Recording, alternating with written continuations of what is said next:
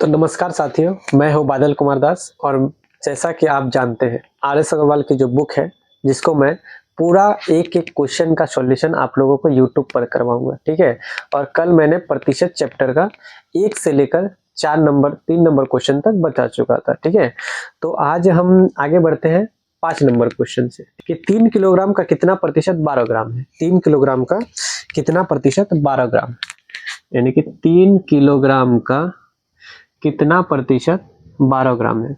जैसा कि मैंने आपको बता चुका हूँ कि कितना और किससे वाला ट्रिक बोल सकते हैं, इसको कॉन्सेप्ट भी बोल सकते हैं, ठीक है? तो कंपैरिजन जो है हमेशा सेम चीज़ों पर होता है, यानी कि मात्रक उसका सेम होना चाहिए। जैसे यहाँ ग्राम है, यहाँ केजी है, तो इस पे हम कंपैरिजन नहीं निकाल सकते, मतलब प्रतिशत नहीं निकाल सकते। तो इसको भी सबसे पहले हमको निकालना है ग्राम में। तो 3 केजी बराबर कितने ग्राम होते हैं? आप लोग सब जानते हैं कि 3000 ग्राम होता है और ये 12 ग्राम होता है। तो इसको प्रतिशत में कितना कैसे निकालेंगे? कितना और किससे? कितना ग्राम? 12 ग्राम। किससे? 3000 से, और गुना कर देना है आपको 100 से, ठीक है? अब इसको कटाना है, 0 0 खत्म हो गया। और एक काम कीजिएगा, नीचे 0 बचाना है, बस 0 बचाना है, यानी कि 10 बचाना है। तो 3 से काटिएगा, इसको 10 हो जाएगा, ये हो जाएगा आपका 4, यानी कि 4/10। अब आपको पता है, यानी कि 4 नीचे 1 0 है, तो 1 के पीछे दशमलव लगा के 0 लगा देना, आपका आंसर आ जाएगा 0.4%, ठीक है? चलिए नंबर क्वेश्चन 6 नंबर क्वेश्चन में आपको कहा गया है 4:5, यानी कि 4:5 को जो है आपको प्रतिशत में बदलना है। तो प्रतिशत में बदलने के लिए क्या करते हैं? 100 से गुना करते हैं। 4:5, इसका मतलब है 4/5। आपको जैसे पता है अनुपात हटने से बट्टे आता है, ठीक है?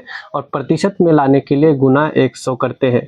तो 5 से ये 20 बार में खत्म, कितना हो गया? 80%, यानी कि 4/5 का मतलब हो गया 80%। चलिए अगले नंबर क्वेश्चन की ओर। 7 नंबर कहा गया है 432 का 6.2/3% कितना हो?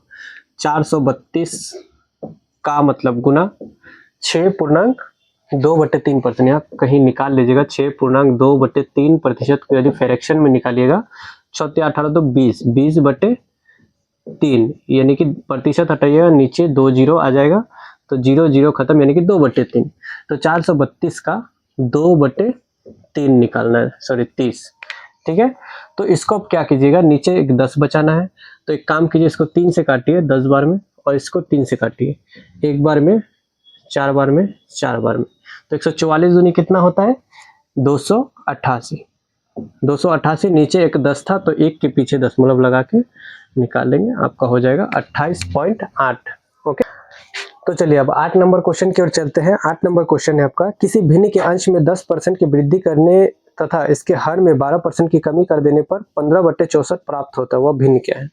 तो कोई भिन्न आपको मान लेना है कि भिन्न वो x/y है, ठीक है? तो भिन्न मान लिए हम x/y है, ठीक है?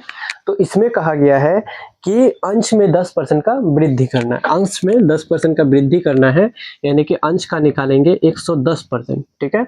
यहाँ भी परसेंट आएगा, और y में कहा गया है कि 12% कम करना है। तो 100 में से 12 कम कीजिएगा, कितना हो जाएगा? 88%। यहाँ भी प्रतिशत आएगा, यहाँ भी प्रतिशत आएगा, प्रतिशत खत्म हो जाएगा, और ये इक्वल टू कितना आएगा इसका भिन्न? 15/64 हो जाएगा। इसका मतलब है कि यदि x में आप 10% वृद्धि कर रहे हैं और y में आप 12% कमी कर रहे हैं, तो यह 15/64 हो जा रहा है, ठीक है? अब इसको आप कैलकुलेट कीजिए। तो सबसे पहले 8 से कटिए 11 बार में, 8 से कटिए यह 8 बार में, 11 से ये 10 बार में कट जाएगा, 10 से 5 से 2 बार में, 5 से 3 बार में, बस हो गया, और तो नहीं कटने वाला है। तो x/y इक्वल टू ये 2 नीचे आ जाएगा, यानी कि 3/8 दूनी 16, यही आपका है पिछला वाला भिन्न, पहला वाला भिन्न, ठीक है? तो चलिए अब 9 नंबर क्वेश्चन की ओर चलते हैं। तो एक व्यक्ति अपनी मासिक आय का 12% बचत करता है, यदि उसका मासिक खर्च 19,360 है, तो उसका मासिक आय कितना है? तो आप मान लीजिए कि उस व्यक्ति का जो मासिक आय है वो 100 है, ठीक है? मान लीजिए आप उस व्यक्ति का मासिक आय 100 रुपया है, ठीक है? तो आय में क्या कर सकते हैं आप? आय से 2 ही चीज कर सकते हैं, या तो खर्च कीजिएगा या तो बचत कीजिएगा। तो उसने कहा कि 12 रुपया वो बचाता है, मतलब 12%, यानी कि 100 को अगर कंसीडर कर रहे हैं तो 12 रुपया वो बचा रहा है, ठीक है? तो खर्च कितना कर रहा होगा? 88 कर रहा होगा। खर्च कितना कर रहा है, 88 कर रहा है, ठीक है। लेकिन वहां बुक में बोला गया कि 19,360 आप खर्च कर रहे हैं, यानी कि 19,360 जो है आप खर्च कर रहे हैं, लेकिन यहाँ कितना खर्च कर रहे हैं, 88। वो रेशियो में 88 है, लेकिन ओरिजिनल वैल्यू है 19,360। तो रेशियो को इसके नीचे रखना है 88, यानी कि 88 रेशियो का मान इतना है। आपको चाहिए आय कितना है आपका, 100, तो 100 से इसको गुना कर देना, ठीक है। अब इसको कटाना है, कैसे कटाइएगा, सबसे पहले आप 8 से कटाइए, 8 से कटेगा ये 11 बार में, ठीक है। ये कटेगा 8 से, 8 का 8 और 16, 3 बचा, 8 का 8 चौके 32, 8 दूनी 16, आपका इतना आ गया, ठीक है। अब फिर ये 11 से कटने वाला है, 11 दूनी 22, 11 दूनी 22, यानी कि 220, आपका आ गया 220। तो टोटल आपका आय कितना आ गया, 2230, ये दोनों गुना होगा तो 30 आपका 22,000, ठीक है। तो चलिए अब अगले क्वेश्चन की ओर चलते हैं। अगला क्वेश्चन क्या कहता है, एक मेज के अंकित मूल्य में 8% कटौती करने पर इसका मूल्य 4600 रुपया है, तो इसका अंकित मूल्य कितना है। आपको अंकित मूल्य पूछा गया है, ठीक है। अंकित मूल्य होता क्या है, आपको ये भी तो पता होना चाहिए कि अंकित मूल्य क्या होता है। इसमें 3 चीज होता है, सबसे पहले समझिए। एक होता है सीपी, एक होता है एमपी, एक होता है एसपी, ठीक है। सीपी मतलब होता है क्रय मूल्य, सीपी मतलब होता है क्रय मूल्य, ठीक है। और एमपी मतलब होता है मार्केट प्राइस, मतलब अंकित प्राइस, अंकित मूल्य, सॉरी अंकित मूल्य, अंकित मूल्य, ठीक है। उसके बाद एसपी मतलब होता है विक्रय मूल्य, एसपी मतलब होता है सेलिंग प्राइस, विक्रय मूल्य, ठीक है। तो यदि आपको पूछा गया है कि अंकित मूल्य, हमेशा डिस्काउंट जो होता है वो अंकित मूल्य पर होगा, हमेशा डिस्काउंट अंकित मूल्य पर होता है। क्या कि आप दुकान जाते हैं, ठीक है, मान लीजिए आप एक साड़ी खरीदने गए, उस साड़ी में लिखा हुआ है कि इसका 5,000 प्राइस है, ठीक है। बोलेगा हम इस साड़ी पर आपको 30% का डिस्काउंट देंगे, तो 5,000 का 30% कितना होता है, 1500।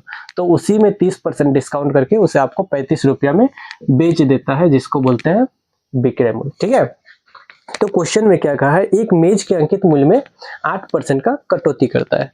मान लीजिए आपका एमपी यानी कि मार्केट प्राइस जो है वो 100 है, ठीक है।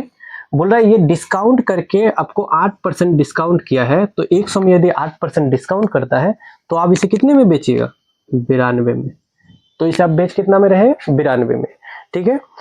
और आपका जो मूल्य दिया है, विक्रय मूल्य दिया है 4600 दिया है, यानी कि 4600 जो है ये 92 रेशियो का मान है। आपको चाहिए क्या, अंकित मूल्य, अंकित मूल्य आपका कितना है 100, तो आपको गुना करना है 100 से, ठीक है।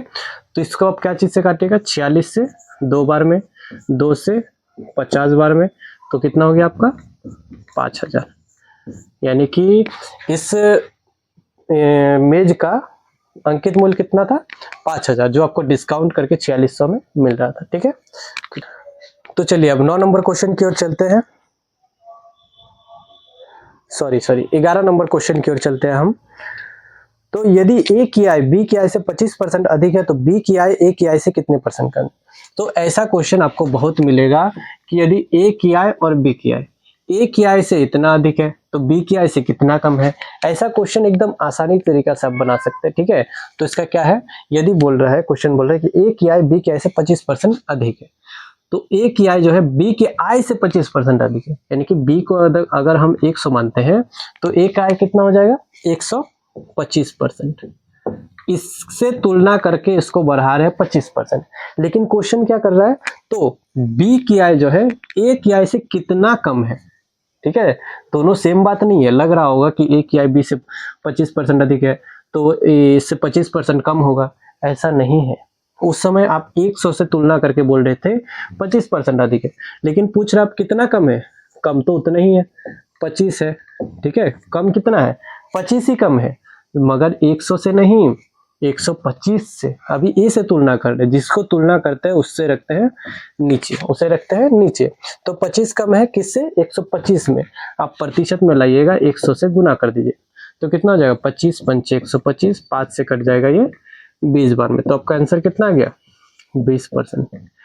क्वेश्चन का मतलब है ए का आय बी की आय से 25% तो अधिक है, लेकिन बी का आय ए की आय से ए का आय बी की आय से 25% अधिक तो है, लेकिन बी का आय ए की आय से 20% कम है, 20% कम है। ठीक है, तो आपका आंसर आ गया। तो चलिए 12 नंबर क्वेश्चन की ओर चलते हैं।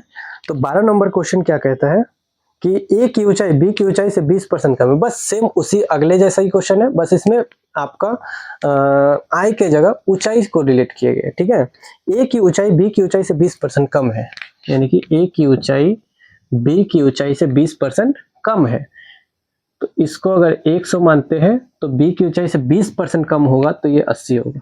काहे कि 100 का 20% 20 ही होता है, तो 20% कम होगा तो ये 80 हो जाएगा। ठीक है, बाद में कहा गया है तो बी की ऊंचाई ए की ऊंचाई से कितने प्रतिशत अधिक है।